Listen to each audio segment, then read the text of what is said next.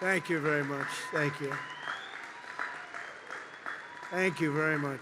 Very special place and a very special day.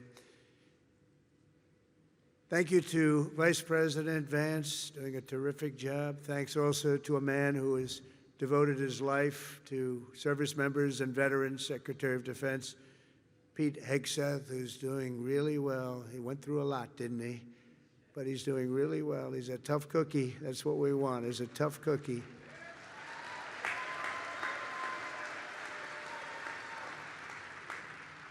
And we're grateful to be joined as well by Chairman Kane, terrific military person, members of the Cabinet, members of Congress, members of the United States Armed Forces, veterans, and many other distinguished guests.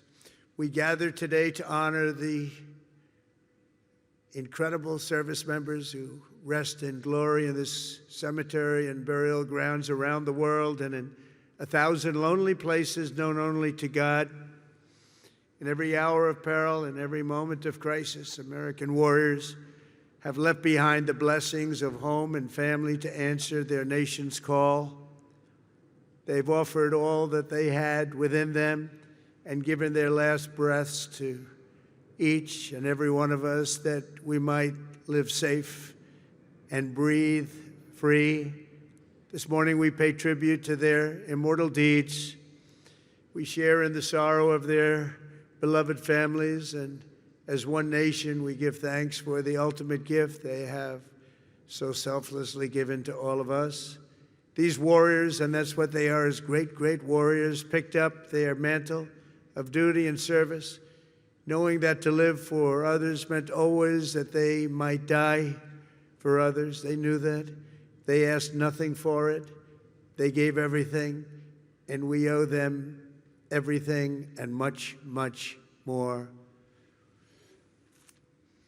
Each of the service members who have made the supreme sacrifice for our nation has also left an unfillable void and an unbreakable silence in the lives of all who love them.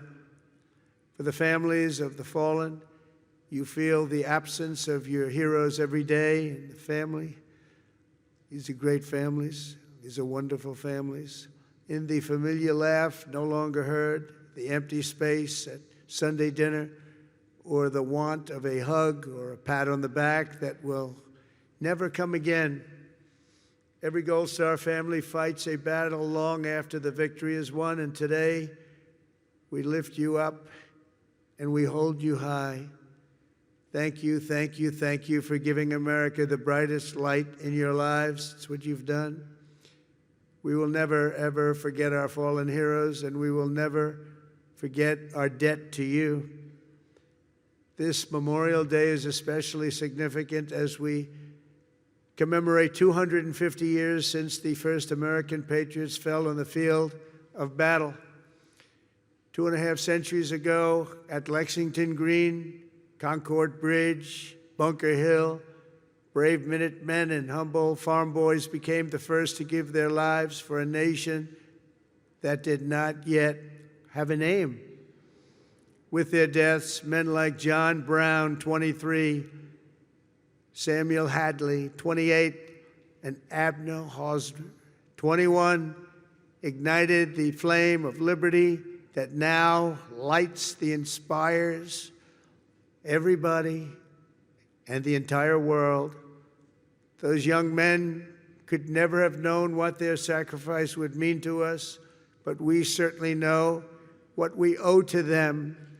Their valor gave us the freest, greatest, and most noble republic ever to exist on the face of the earth, a republic that I am fixing after a long and hard 4 years. That was a hard 4 years we went through.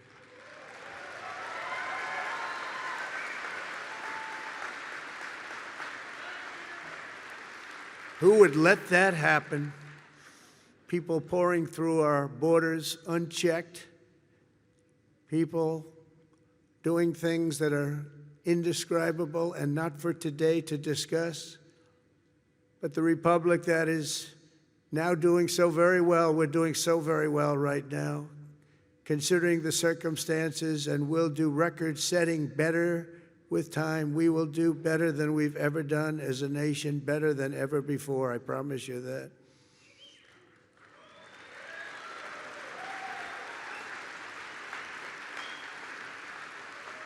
In every generation since, at Trenton and Yorktown, at Vicksburg and Shiloh, and in faraway places with names like Chateau, Terrari, Anzio, Iwo Jima, Quezon, Kandahar, really just a few chosen names, and these are names that have become so important on the altar of freedom. They plunged into the crucible of battle, stormed into the fires of hell, charged into the valley of death, and rose into the arms of angels. The sacrifice that they made was not merely for a single battle, a long ago victory, or a fleeting triumph, decades or centuries past. Their sacrifice was for today, tomorrow, and every morning thereafter. Every child that lives in peace, every home that is filled with joy and love, every day the Republic stands is only possible because of those who did what had to be done when duty called, and the cost was everything to them and to their families. Our debt to them is eternal, and it does not diminish with time. It only grows and grows and grows with each passing year. The greatest monument to their courage is not carved in marble or cast in bronze. It's all around us, an American nation, 325 million strong, which will soon be greater than it has ever been before. It will be. And so today we uphold the memory of our heroes, as people have done since ancient times, by telling their stories and exalting their names. Senior Master Sergeant Elroy Harworth was a young, beautiful man from Earhart, Minnesota, when he enlisted in the Air Force and was sent to Vietnam. 59 years ago this very week, Elroy and his crewmates climbed into the dark skies over Da Nang on a classified mission known as Operation Carolina Moon. Their aim was to blow up a key enemy bridge, and while other crews had tried and failed, they were determined to try and get it done in face of extreme danger, and they knew how bad it was. As their C-130 closed in on its target, and Elroy jockeyed his 5,000 pounds of explosives into position, the aircraft came under unbelievably intense fire. They'd never seen anything like it. Try as they might, they were hit as the plane swung low and they went down deep in enemy territory. Elroy was just 24 years old when he gave his life for America, leaving behind a beautiful young wife who was 7 months pregnant. That meant Elroy would never know the joy of meeting his son Troy or seeing him grow, and he would never have the pride to watch his son follow in his father's footsteps and serve 2 decades in the U.S. Army. Sergeant First Class Troy Harworth is with us today, joined by his wife Sonia and their son John, the grandson Elroy never got to hold. Thank you, Troy, and thank you, John, and above all, thank you, Elroy. Thank you very much. Please stand up. Thank you, wherever you may be.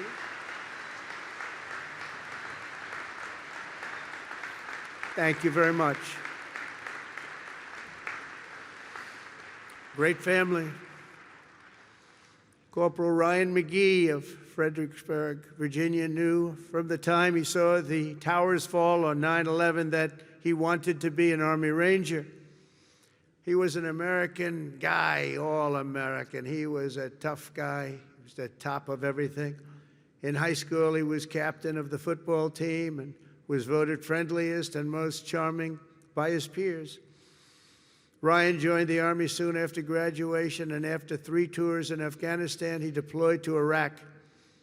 He and his unit were tasked with hunting down a weapon facilitator, and a suicide bomber cell near Baghdad, a vicious, vicious cell, killing many, many people.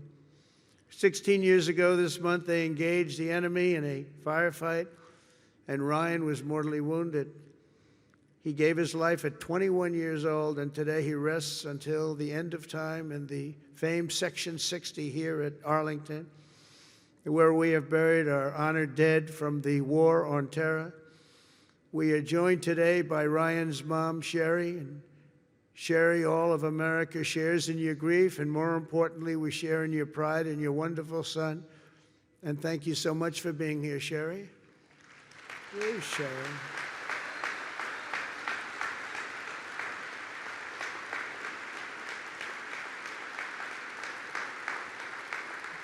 Thank you, Sherry. Thank you very much. On behalf of everyone. This crowd is so big, she's hard to find. Once I saw her, she really stands out. Thank you, Sherry, very much. Senior Chief Petty Officer Shannon Kent grew up in Pine Plains, New York, before enlisting in the Navy in 2003. And she quickly became one of the rising stars. She was an absolute winner. As a linguist, translator, and cryptologic technician, Shannon worked alongside elite special force units like Delta Force and Navy SEALs to help them capture and kill terrorists. She was among the first women ever to do it, and she did it better than anyone. In January 2019, Shannon was on her 5th combat deployment, embedded with a team hunting ISIS terrorists through the streets of Syria when a suicide bomber detonated his weapon, killing Senior Chief Kent and 3 other wonderful, beautiful Americans. She left behind her husband, Joe, and their 2 sons, 3-year-old Colt and 18-month-old baby Josh. Today, Shannon rests in peace on these grounds alongside her comrades. To her boys, Colt and Josh, who are here this morning, now aged 9 and 7, let me say your mom was a hero, and her love, her strength, and her spirit are always with us and always be with you. She loved her boys. To Joe, the boys, Shannon's parents, Mary and Stephen, and her sister Mariah, Shannon's name will live forever in the chronicles of true American patriots. I just want to thank you, and thank you so much for being here in honor of your magnificent family member. Stories like Shannon's, Ryan's, and Elroy's remind us of the real meaning of the day. And I want to just say, please stand up wherever you may be. The boys, I want to see those boys. Where are you?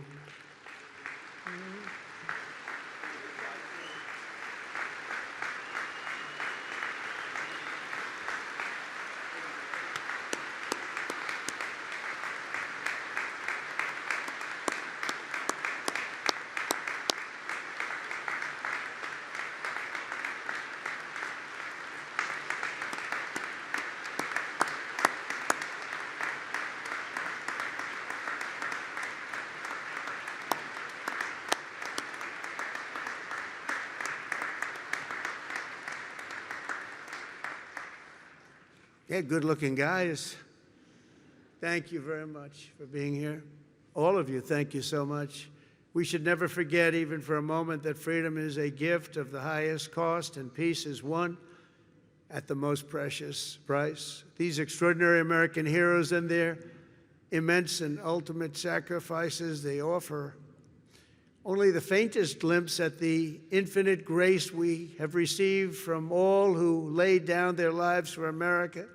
Over the past 250 years, we're going to have a big, big celebration, as you know, 250 years. In some ways, I'm glad I missed that second term where it was, because I wouldn't be your president for that most important of all. In addition, we have the World Cup and we have the Olympics. Can you imagine? I missed that 4 years, and now look what I have. I have everything. Amazing the way things work out.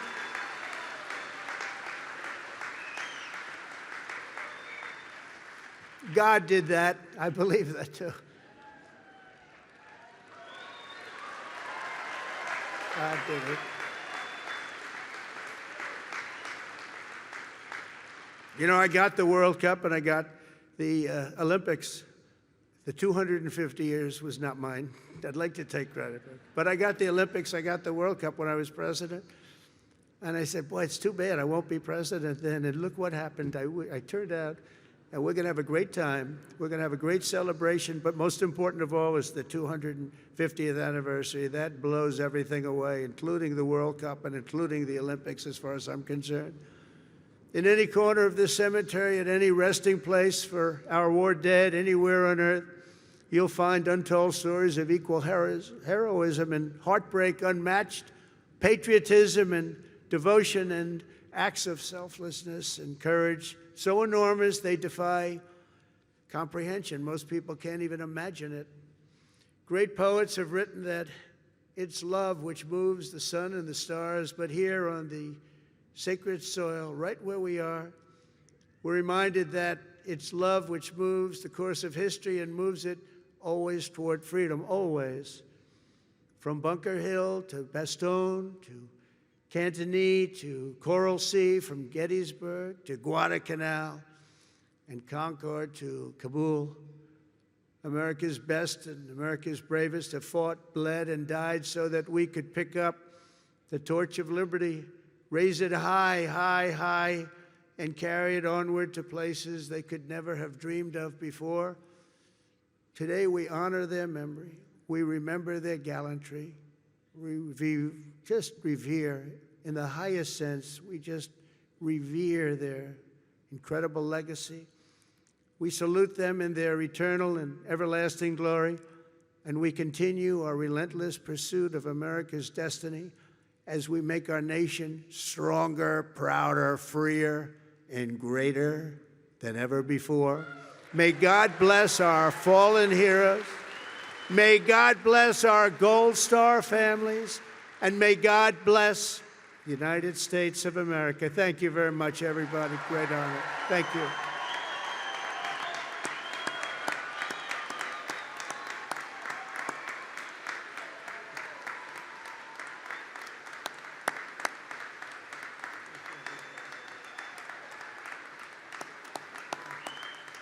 Thank you very much.